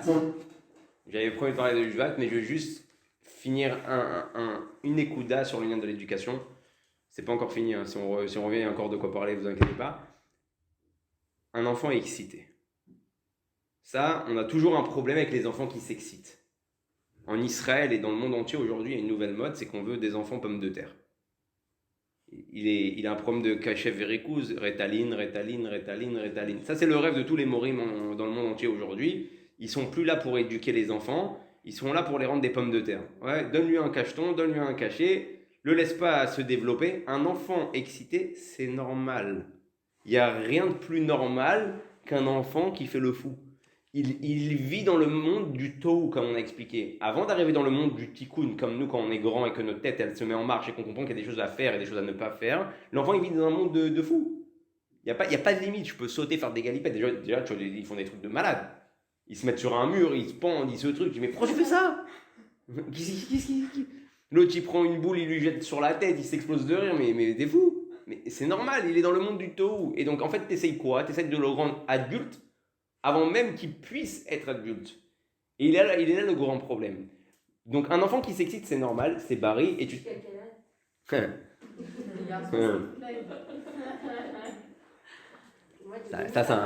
c'est un autre chiour. Hein, ça c'est un autre chiour. Avalma, il faut savoir une chose, c'est qu'un enfant, il a un kéli. Ce kéli-là, il est super important à respecter. Vous savez que dans la Torah, si vous faites le calcul des 613 mitzvot, il y a 60% des mitzvot qui sont négatives et 40% des mitzvot qui sont positives. Chez l'enfant, c'est le contraire. Chez l'enfant, il n'a pas la possibilité, comme nous en tant qu'adultes, d'entendre non, non, non, non, non, non. D'accord? Chez l'enfant, plus il va entendre non, et d'ailleurs, tu le vois, il n'y a personne qui n'est pas concerné en général. Il y a un moment où tu dis, en général, il n'écoute plus rien. Pourquoi il n'écoute plus rien? Parce que ça fait des années que tu lui cries dessus, ça fait des années que tu lui dis non, non, non, non, surtout. Donc, comme il a un petit Kelly, il ne peut pas accepter beaucoup de non. Il peut accepter, il a un budget non. Il y a un moment où le non, il passe plus. Ça marche plus. Pour lui, quand tu lui cries, il est déjà en train de taper un sprint pour faire une bêtise. Tu dis, ah, ne viens pas, arrête-toi. Ouais. Arrête de courir. Il en a rien à battre. C'est fini pour lui. T'es encore dans le non. Ça lui rentre plus dans le cerveau. Ça marche plus. Le langage, il marche plus. Donc, il faut savoir qu'ils ont fait des expériences et mettre comme ça que ça marche. Quand il y a un problème chez ton enfant, il y a une nekuda que tu dois chercher à réparer. C'est-à-dire que, essaye de lui dire oui sur plein de choses. Il y a des choses que tu peux accepter. Vous savez, des fois, les gens, ils deviennent fous. Ils voient un enfant courir dans la synagogue. Ouais, arrête de courir, arrête de truc. Ils mettent une tannée, il l'assoit, il le met devant un sidour, il le force comme ça. Ouais, t'inquiète pas. T'as déjà vu un mec de 40 ans rentrer dans la synagogue et courir? Non, logiquement, tu vois pas des mecs comme ça qui rentrent dans la synagogue, ils ouvrent les portes, ils commencent à courir et tu jettes un bonbon, ils sautent par terre, ouais. Sinon, il y a un problème. Donc tu vois bien que l'enfant, il va grandir. T'as pas besoin de lui dire de pas courir, t'as pas besoin de lui dire de pas... Bien sûr, il faut pas déranger, c'est le moment de la fila, mais il y a des choses, tu peux le laisser. C'est un enfant, et c'est ça qu'il faut se mettre dans la tête. Il va grandir, il va arrêter de courir, il va arrêter de faire des acrobaties de malade pour avoir un bonbon qui est déjà écrabouillé par une chaussure. Ouais, ça, il va le comprendre qu'on fait pas... Il va le comprendre qu'on fait... Non, c'est vrai que des fois, je vois des mecs dans la foule, ils ont 40 ans, ils sautent. Ouais, il y a 40 ans, ils sautent. Éduquer les adultes. Ouais, exactement. Tout le but de l'éducation, là, c'est de nous comprendre comment on doit marcher. Et c'est exactement ça. Et donc, les enfants, ils vont grandir, tu n'as pas besoin de lui mettre un stress. Et si tu lui dis tout non, non, non, non, non, il y a un moment où il en a ras-le-bol du non, il y a un moment où il n'y a plus de Kelly pour accepter.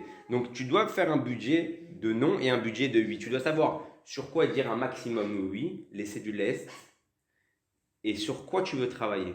Tu te mets une base, pendant un mois, tu dis, si je veux, par exemple, j'ai remarqué que mon enfant, en ce moment, il dit beaucoup de gros mots. Si tu commences à lui dire tout non, non tu joues pas, non tu regardes pas la télé, non tu regardes pas ça, non tu fais pas ça, non tu fais tes devoirs, non tu fais ci, non tu fais ça, non, et en plus de ça tu lui dis non, tu dis pas de gros mots, ouais, t'arriveras pas à lui enlever les gros mots. Parce que tu lui as dit tout non. Laisse-lui un peu de laisse. Non, tu veux jouer au foot? Joue. Tu veux courir? Cours. Tu veux faire ci? Vas-y. Il y a des choses que tu peux accepter en réalité. Prends sur toi, accepte. Par contre, des gros mots, non, j'accepte pas.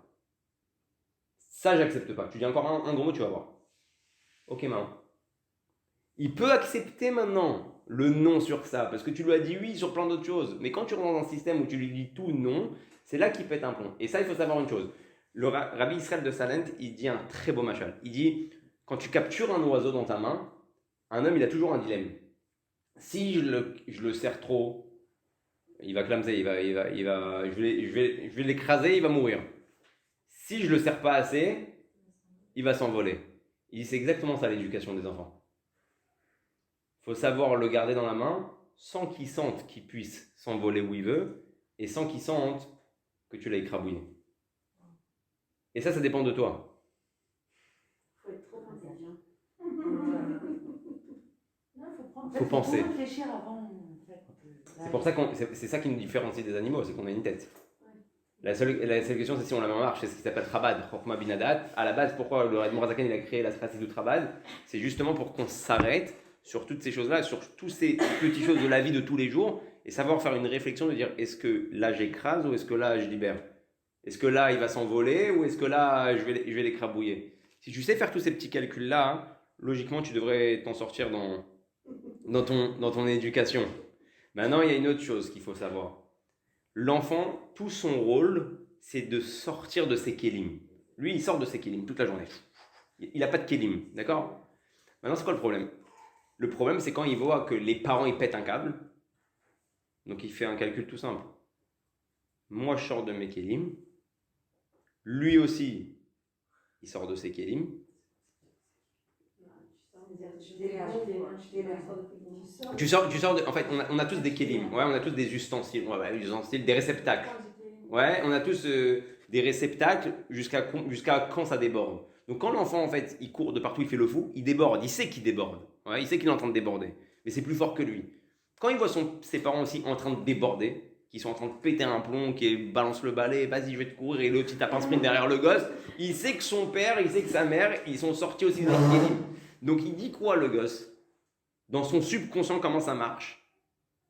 Je sors de mes kélim, il sort de ses kélim, on est pareil. En fait, mes parents, c'est des grands enfants. Exactement. Ils savent pas se contrôler. Donc de la même manière que moi, je me contrôle pas avec mon âge, eux, ils se contrôlent pas avec leurs âges. Et donc on perd à ce moment-là la crédibilité dans l'éducation des enfants. Moi et toi, t'es juste plus grand, t'as un grand enfant, moi je suis un petit enfant, toi t'as un grand enfant. Et à ce moment-là, on commence à perdre les rênes de l'éducation. Ça c'était par rapport à l'éducation, et je ne vais pas vous retenir plus longtemps, mais comme j'ai promis un tout petit mot sur Yudjvat, jusqu'on comprend Bezrat Hashem, la semaine prochaine c'est Yudjvat, c'est le jour où le Rabbi est devenu Rabbi. Dans le Mahamar que le Rabbi a dit Bati Legani, c'est le premier Mahamar qui a été dit, et le dernier de celui du Rabbi Rayatz. Le Rabbi Rayatz en fait il avait fait pour la Iloula de sa grand-mère, et finalement il s'est avéré que lui-même le jour où il devait dire ce Mahamar-là, il est parti de ce monde. Donc le Rabbi il a pris ce Mahamar-là, ce discours chassidique, comme pas l'héritage, le testament. Le testament du Rabbi, le tzava du Rabbi Rayatz, de ce qu'il voulait pour qu'on arrive à Mashiach. Et donc le Rabbi pendant des années il a développé ce Mahamar. Une des choses que le Rabbi il a développé qui est une écoute super extraordinaire, c'est Bati Legani. Il dit là-bas, c'est quoi Bati Legani? Hachem, quand il a créé son monde, il a créé le monde comme un gan. C'est quoi un gan? Il faut savoir que quand quelqu'un il achète une villa, l'endroit où il met le plus son investissement, c'est son jardin. C'est quoi son jardin? Je ne parle pas au niveau argent. L'endroit où il pense le plus kiffer, c'est dans son jardin. Il prépare sa piscine. Il y en a qui se font même un jacuzzi. Il y en a qui se mettent déjà les transats. Il y en a qui se mettent déjà le barbecue. Il y en a qui se mettent déjà la balance. Il y en a qui se mettent déjà le hamac. Pourquoi un homme dans son jardin, il investit le plus? Parce qu'il sait que c'est là-bas où il va prendre le plus de plaisir. Et le Rabbi dit que quand Akadosh Baruch Hu nous dit que ce monde-là, Bati Legani, je suis venu dans mon jardin. Hachem, il a créé ce monde-là. C'est ici qu'il a annoncé qu'il aura le plus de plaisir. En fait, ce monde-là, le Rabbi Rayatz, il dit, tu as deux possibilités de voir. Soit comme une jungle, soit comme le jardin de Dieu. Si tu regardes ce monde-là comme le jardin de Dieu, alors tout change. Si tu crois que c'est une jungle, alors tu vas voir la jungle. Mais comme dans un beau jardin, même à Versailles, il y a des endroits qu'il faut nettoyer, il y a des mauvaises herbes, il faut enlever, il faut déraciner, il faut replanter, il faut refaire. Mais à la base, ce monde-là, c'est le jardin de Dieu. Et tout le but de Bati Legani, c'est d'arriver à un matzav où on fait une demeure à Kadosh Baruch Hu dans ce jardin-là. Parce que la maison, elle est déjà là. Le jardin, il est déjà là. Hachem, il veut juste que tu l'installes. Comment on installe? Le Rabbi dit par le Shtut Dikdusha. C'est quoi le Shtut Dikdusha? De la même manière qu'on est des fous dans les bêtises, il faut être un fou dans les bonnes choses. Là, on est tous fatigués et pourtant, on fait quand même un shiur. Ouais, on a tous envie de dormir, on a tous envie de rentrer, mais on est un shiur de Torah. Ça, c'est faire le fou dans la Gdusha. J'ai pas les forces, j'ai pas envie, je suis fatigué, les enfants ils m'attendent, j'ai plein de choses à faire. Je pousse les limites qu'il y a à l'intérieur de moi, je suis parti dans le Shtut de Gdusha. Une fois, je suis parti en Ukraine pour aller chez le Admor Zaken, et c'était vraiment un Shtut de Gdusha parce qu'il faisait moins 27. J'ai cru qu'on allait crever là-bas. Je te promets, c'était une catastrophe. C'était même le chauffage de la voiture, il était pas suffisant. C'est-à-dire qu'on avait le manteau, la doudoune, les pulls, les trucs. On était comme ça, j'étais avec la capuche, j'étais fermé comme ça. Et le chauffage était à fond, à chaud. En plus, c'était une Mercedes. C'était pas genre une Mercedes, genre normalement ça marche. C'est allemand, quoi. Ça marche en général, une voiture Mercedes. Et on était comme ça. Et je me suis dit, si la voiture elle tombe en panne, je te prends, c'est Titanic. Si la voiture elle tombe en panne, c'est Titanic. T'as 5 minutes pour t'en sortir, sinon tu meurs. Il y a rien. C'est-à-dire tu roules 9 heures pour aller au Admor Hazaken et c'est que de la forêt. C'est que de la forêt. Tu dis, ouais, j'ai pas le droit de bûcher. Ah oui, t'as même pas de réseau, t'as pas d'internet, tu peux pas appeler, tu peux rien faire, c'est fini, y a plus personne ne sait que t'es parti. Ouais. Tu te retrouves même pas, t'es sous la neige, y a plus rien. Je suis dans l'avion, proche de la Contas, je suis dans l'avion et je suis assis avec des Israéliens. Et je monte un à droite, un à gauche. Ils ont pris les 2 meilleures places, je me retrouve au milieu et on parle et ils me disent où tu vas. Alors je leur dis je vais en Ukraine. Alors ils me disent tu vas chez Rabbi Nachman. Alors je leur dis non, on va chez le Admor Hazaken. Ah ok, qui le Admor Hazaken, j'ai entendu parler, c'est quoi, c'est Chabad, allez, ok. Et je lui dis et vous allez chez Rabbi Nachman? Il me dit non, nous on va à Kiev. Je dis à Kiev, il y a quoi à faire à Kiev? Et il me prend son téléphone et il commence à me montrer des photos. Je lui dis c'est quoi ça? Il me dit c'est toutes les filles que je veux rencontrer. Je lui dis quoi? Je lui dis mais pourquoi? Il fait moins 27? Tu prends l'avion? Ça te coûte $1000 le billet? Aller-retour? Je sais pas, je lui dis viens, je vais dans ton sens. Il y a tout ce qu'il faut en Israël, c'est ça que tu cherches. Pourquoi tu vas aussi loin dans ta folie? Il me dit non, tu comprends pas, truc, c'est pas les mêmes, c'est pas pareil, elles sont plus trucs, elles sont en Israël, elles sont folles, elles sont aussi. Bon, il me fait toute une réponse extraordinaire de pourquoi il va aussi loin. Ouais. Et bon, je comprends que je suis en shlichut, je suis en mission. Je dis bon, fermez-la, vous m'avez saoulé avec vos bêtises, on met les tefilines. Bon, allez, vas-y, on met les tefilines. Je prends un, tac, clac, je lui mets les tefilines, il fait Shema Israël, et maman, Shema Israël Bekavana, je le chope l'autre, Shema Israël, il me dit, ouais, t'es Meshugaï, matin, madati, vous êtes fous, les religieux, quel rapport? Après, je me rends compte, en fait, c'était un groupe. L'autre, il dit, Kobe, viens. Il appelle Kobe, il appelle Kevin Reuven, il appelle l'autre, il se retrouve un groupe, allez, viens, ils commencent tous à mettre les tefilines, et on a fait Farbringen. Ouais, on a sorti, comme on allait chez Hadith, on avait tout ce qu'il fallait, on a sorti une bouteille, on a commencé à dire les Chaim ensemble, on a commencé à faire des nigunim, on a commencé à chanter, on a commencé à truc, et on a commencé à parler de Torah, ils ont posé des questions, et c'était un gros kiff. On a fait 3 heures de voyage, c'était extraordinaire. Je les ai pas empêchés d'aller à Kiev, ouais, ils étaient trop partis dans ça. Peut-être que sur le retour, ils ont eu des regrets, je sais pas. En tout cas, pourquoi je raconte ça? Parce que je me suis retrouvé dans la première fois dans ma vie, vraiment dans une situation dévoilée de ce qui s'appelle le Shtut d'Ikdusha et le Shtut d'Ilumadze. On était un groupe qui partait chez le Admor Hazaken, prêt à peut-être crever dans la neige à moins 27 pour aller voir le Balatania. Et tu as un autre groupe qui font le même voyage que toi en réalité, mais pour aller faire des bêtises. Et dit, comment aujourd'hui on répare et on emmène Dieu dans ce monde-là, quand nous on va être capable quand c'est de la folie pour des bêtises, t'es prêt à le faire. On te dit, ouais, Dubaï, des hôtels de ouf, des trucs. T'es prêt, t'as l'enthousiasme, d'un coup on te dit, ouais, tiens, il y a un voyage organisé pour aller voir le rabbi. Ah, je sais pas si je peux. Ah, je crois que cette date, je suis pris. Ouais, je t'avais dit Dubaï, tu serais parti. Je te dis des trucs, tu commences à trouver, je peux pas, je suis fatigué, j'ai des trucs, j'ai ma mère qui vient de. Et donc en réalité, tu vois bien qu'à chaque fois que tu veux t'investir dans le spirituel, tout de suite tu te bloques. Ah, je sais pas si je peux. Ah, je vais voir dans mon truc. Mais quand je te propose un super resto avec une ambiance, avec des copains, des trucs, et qu'en fait, il n'y a rien qui va sortir de là des fois, même des fois des bêtises. C'est le Yetzer. Alors, le Yetzer, c'est pas plus qu'en fait, Shtut d'Ikdusha et Shtut d'Ilumadze. Pour arriver à la réparation de ce monde-là aujourd'hui, on a l'obligation d'aller à fond dans le Shtut d'Ikdusha, être prêt à faire le fou pour Dieu, pour réparer la folie qu'il y a dans la bêtise. Mais Hashem qu'on ait le mérite de voir ma chère Tzidkenu, et que comme ça, le prochain shiur, peut-être on le fait au Beth Amikdash. Amen. Hein?